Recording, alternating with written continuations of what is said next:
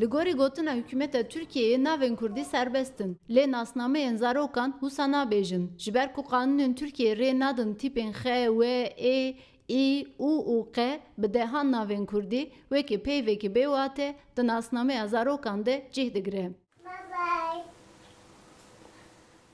Êvar jî di nasnameya xwe de xwediyê navekî bêwate ye. Lewre ji ber ku ê qedexe ye, navê wê di nasnameyê de evar hatiye nivîsandin. Hala bitirsin. Kum taxistane xwe. Me qala kum kê te dikir xwe. Gelek ez kêfxweşî dibêjim êvar. Ama li gor nasnama wê dibe çi dibe evar. Mikir nekir nanivîsîn. Ya çima navîsîn dibêje ber ku qanûn wisa ye em nikarim nivîsin. İyî em karim nivîsînin, ayê em karim nivîsînin li em ê nikarim nivîsin. Ji we çima mesela em bibêjin êvar tu derbasî evar bibe mana wê namî. Evar tu kişa kurman jî bipirse evar mana wê tune. Yani kumikekî nav mana xwe kişî wan dike.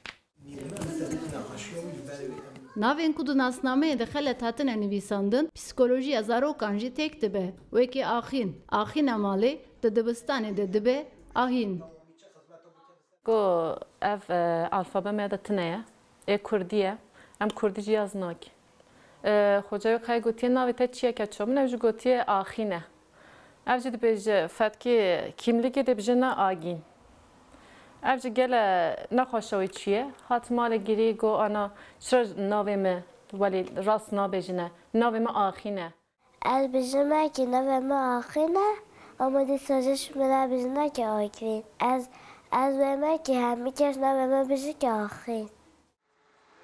Her çiqas li gorî malbatan xeletiya navan pirsgirêkekî mezin be jî rêveberên AK Partiyê wisa nabînin. Ew dibêjin ha bawer ha baver. Tenê di telaffuzê de ferxeye. Li gorî ihtiyaca hikûmeta me çi îca bike wê bike.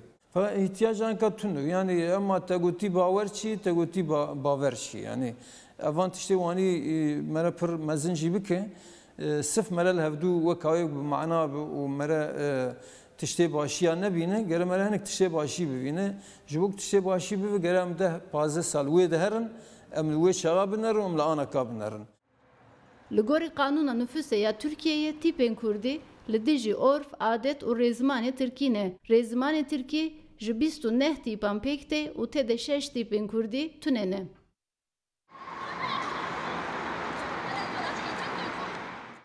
Malbatên Kurd dibêjin hikûmet qebûl bike jî neke jî navên zarokên wan Kurdî ye. Bang li hikûmetê dikin ku ew jî vê rastiyê di fermiyetê de qebûl bike. Gönül Morkoç, Rudaw, Amet.